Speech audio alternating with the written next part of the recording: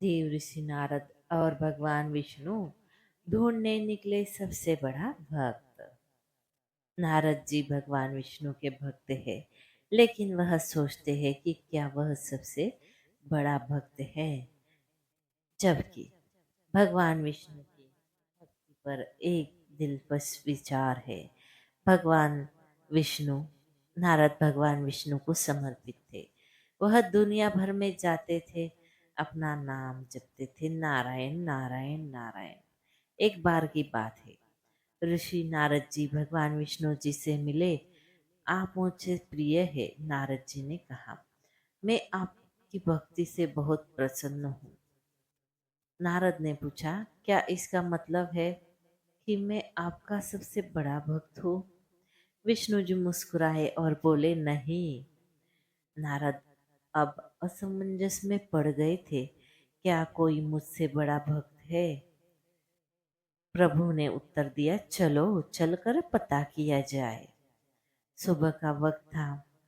नारद जी विष्णु जी को एक झोपड़ी में ले गए। विष्णु जी नारद जी को एक झोपड़ी में ले गए, जहां पर उन्होंने एक किसान को सोते हुए पाया। जैसे ही और किसान उठा, प्रार्थना में हाथ जोड़कर कहा, नारायण नारायण। पूरे दिन इस वक्त का ध्यान करो और फिर मुझसे मिलने आओ। भगवान विष्णु कहा और चले गए। किसान तैयार होकर अपने खेत की ओर रवाना हो गया। नारद ने उनका पीछा किया। किसान ने सुबह भर तपती धूप में अपनी जमीन जोती। उन्होंने एक बार भी भगवान का नाम नहीं लिया।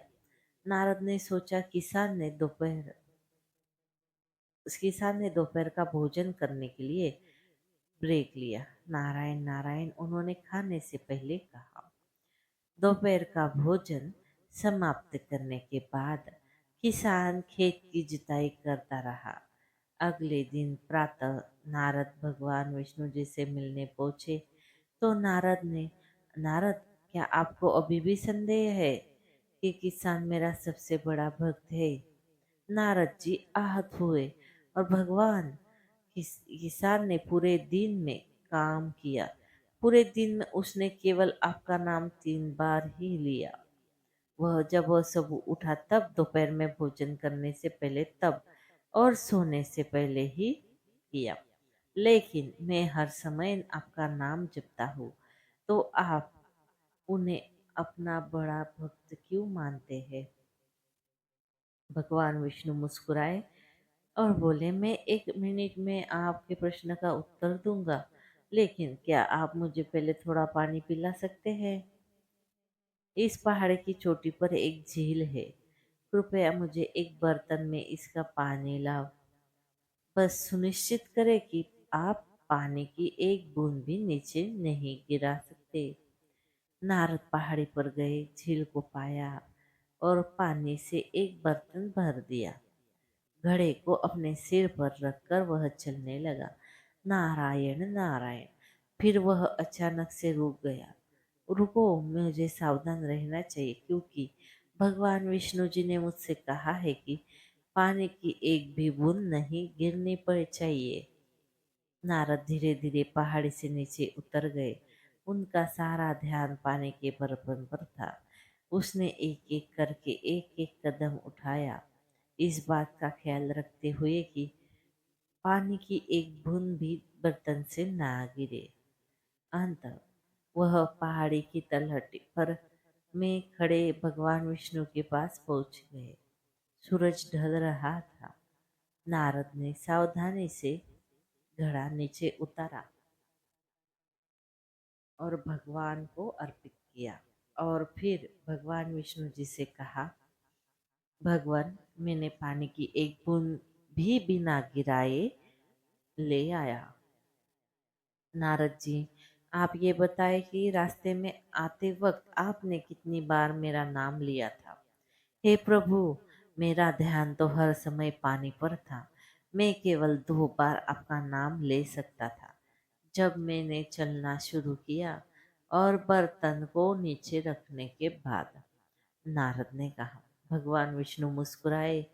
नारद को महसूस हुआ कि किसान ने दिन में 3 बार भगवान का नाम लिया था।